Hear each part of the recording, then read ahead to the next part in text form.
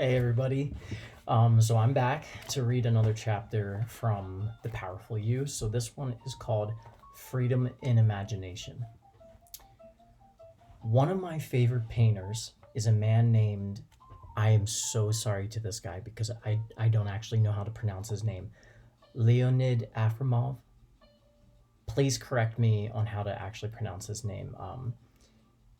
He truly knows how to immortalize the strikingly colorful and romantic worlds that live inside his mind. All of his works are stunningly vibrant and one of a kind. When I look at these worlds, I feel the colors transfer into my reality, and suddenly it becomes romanticized with the same glorious beauty of his paintings. This is emancipating because I've often seen the world through a lens similar to these visually captivating creations. There is freedom in imagination, and because of this, it is absolutely essential for every single person to exercise the power of theirs. Imagination breeds youthfulness. It gives us the ability to draw out what others cannot see and to create upon the world that we are living in. Imagination is the key to everything. Those who become afraid to explore theirs will only stifle their potential for greatness, as all the greats have proven time and time again that it is their imagination that has led them to all they've accomplished and to the beliefs necessary to generate change and stir movement where progress has lacked for far too long. Think of it this way. When you have a dream, it has yet to come true, and the only thing giving this dream the kick that it needs is that you see it happening when others cannot. You've envisioned yourself making it happen and living that future. You see, you try, and the trying becomes doing, and bam. I think that was a little confusing. Let me read that again. Hold on. I had to turn the page, and that really kind of threw me off. You see, so you try, and the trying becomes the doing, and bam, the dream becomes fully realized and part of your reality. Before you know it, that dream is actually something you're living, yet it started out as nothing more than an idea and a vision in your mind of what you wanted and believed in. This is the gift of imagination. It fuels our accomplishments and gives us the motivation to achieve the things we desire, to create for the sake of contributing back to the world, like a buffet of all the ideas ever presented, offered, and shared by the inhabitants of it. If someone casts a spell on you that makes you believe you cannot do or become what you want, then double up on that beautiful trick of the mind that we call imagination and see your way through it, all the way to the very place that you desire. Make it so when others try to make it not. Our beliefs dictate our reality. If you tell yourself that you cannot do something, you will certainly attract everything towards you that makes that so. Your body will tense up, your adrenaline will kick in, and you'll experience anxiety over it. That fear will hold you back from taking the necessary action to move closer towards your goal. All the obstacles that could or would inhibit you from doing that something will get you, all the obstacles that could or would inhibit you from doing that something will get in the way, which you'll see as further proof that you were right all along, using that as an excuse to continue believing that you truly cannot achieve the goal you once desired, whatever it is. Now exercise believing in the opposite. Feel it with everything that you possibly can. Suddenly, your body feels motivated. Your mind is a little bit more focused. You begin to take all the action to seek out how to do the things that you want to do and be in the places that could bring you closer to that dream or that goal. You're no longer guided by the fear that you can't do something and that it won't ever come true.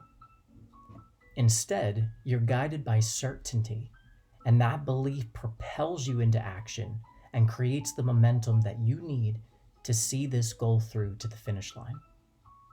You embrace each opportunity that presents itself. Seek out the ones that don't. Talk to the people that can offer you advice and insight, and invest financially in making it happen. You take chances and risks because you're not afraid to try something and find out if it works or not.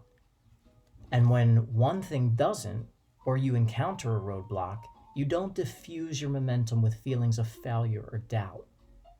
You keep your internal conversation encouraging and you try something else. You don't stop until you make it happen, and that is the difference.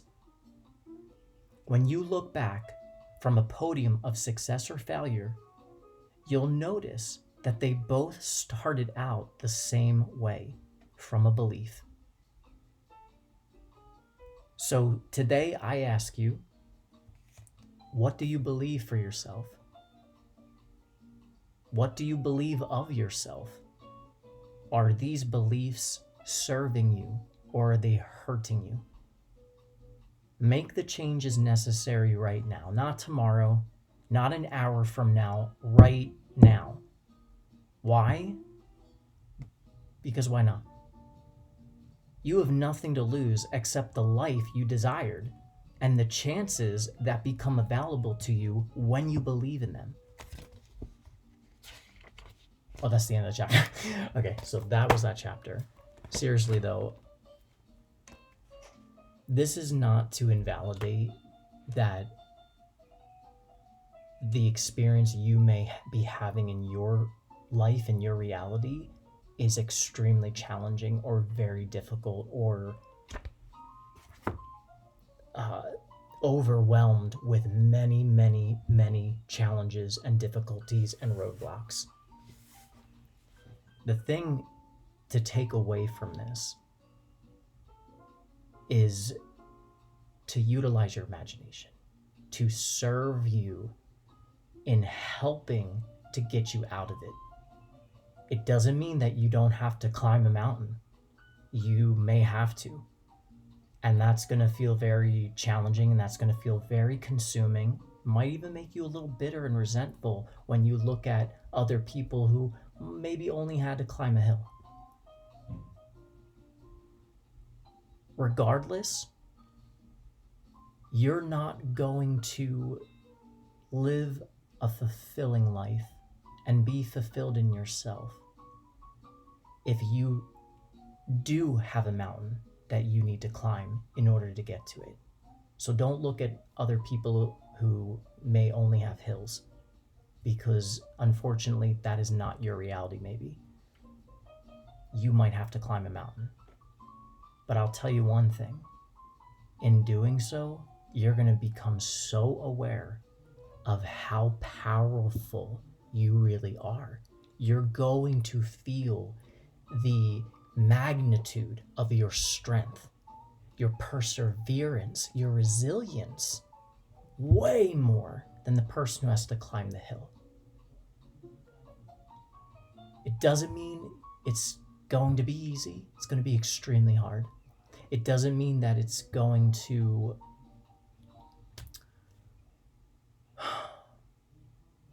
it doesn't mean that you're not going to have days where you backtrack. Sometimes climbing a mountain, you might slip and fall.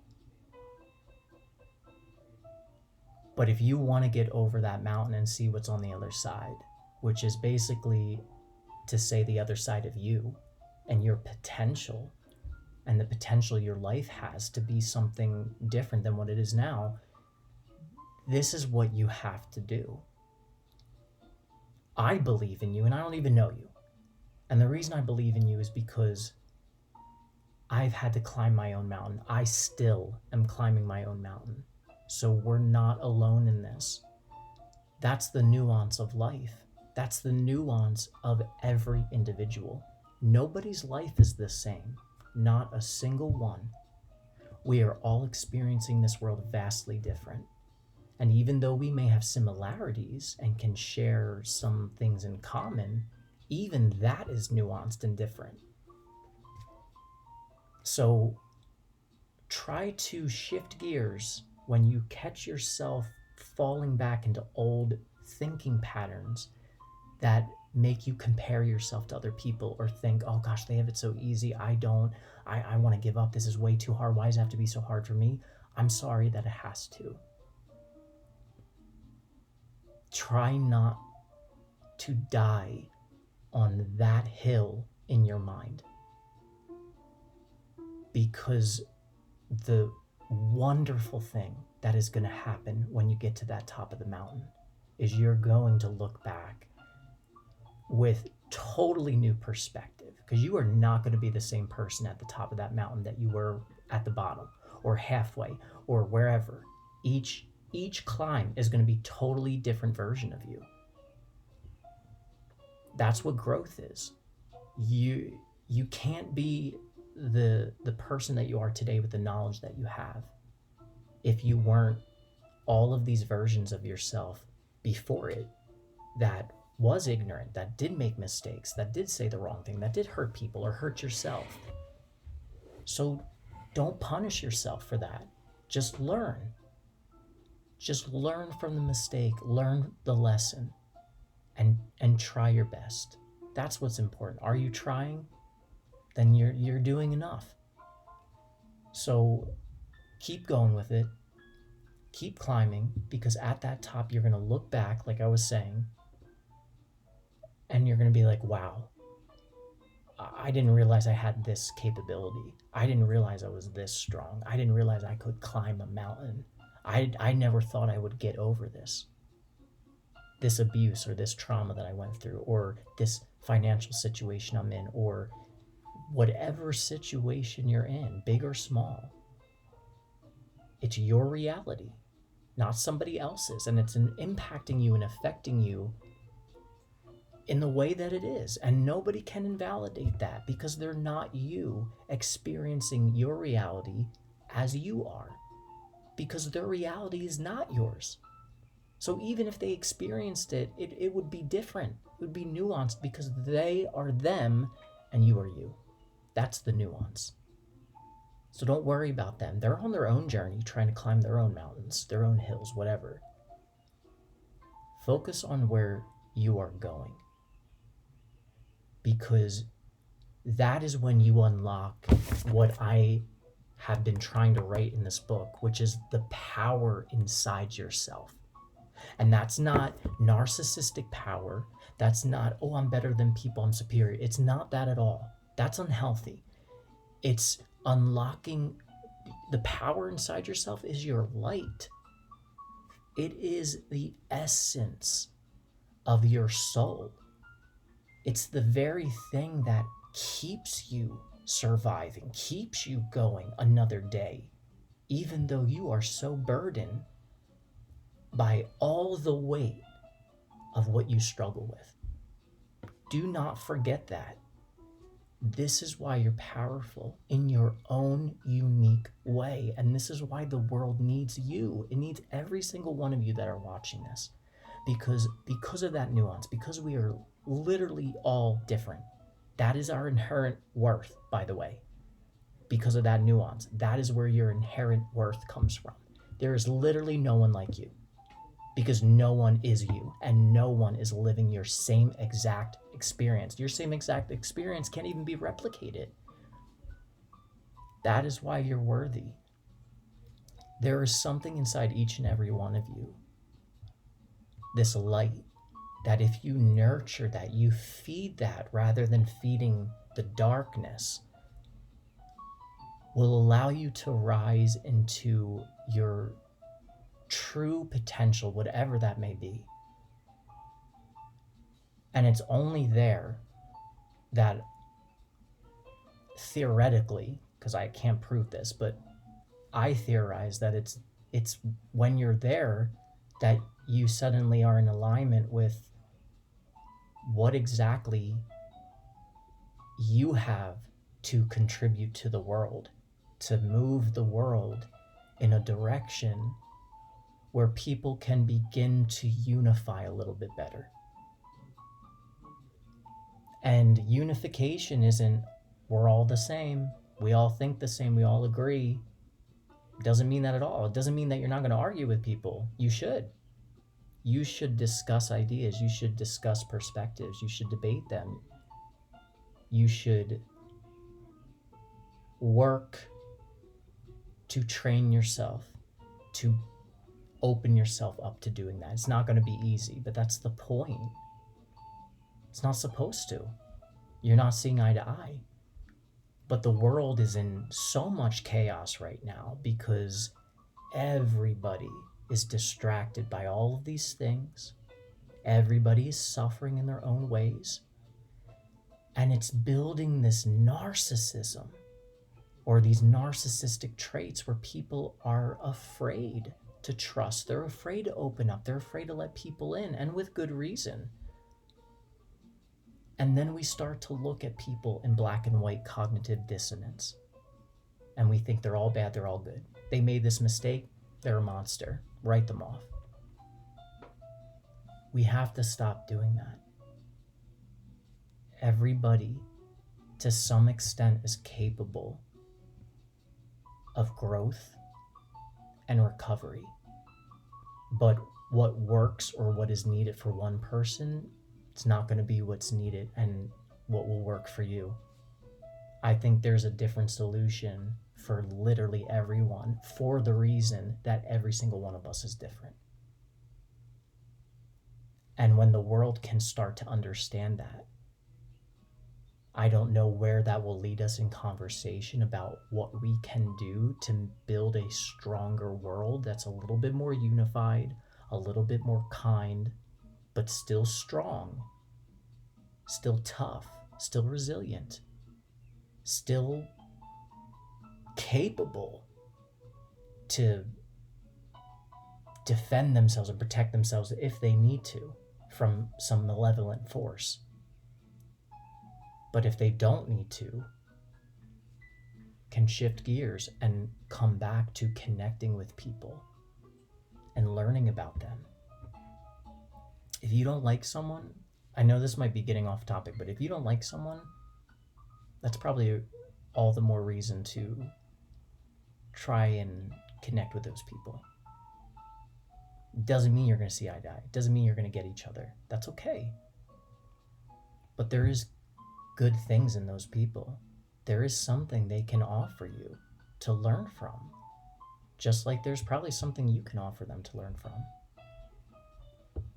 We can't be afraid of that connection because it's isolating all of us and it's making the pain that we suffer through harder and more taxing.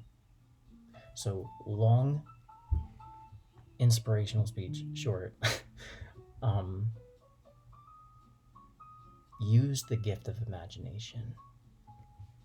It's how you are most likely going to help yourself see your way through what you're going through, or at least believe in a stronger version of yourself that can inspire you to keep going until you eventually realize that you are that person and kind of always were. You just didn't believe it.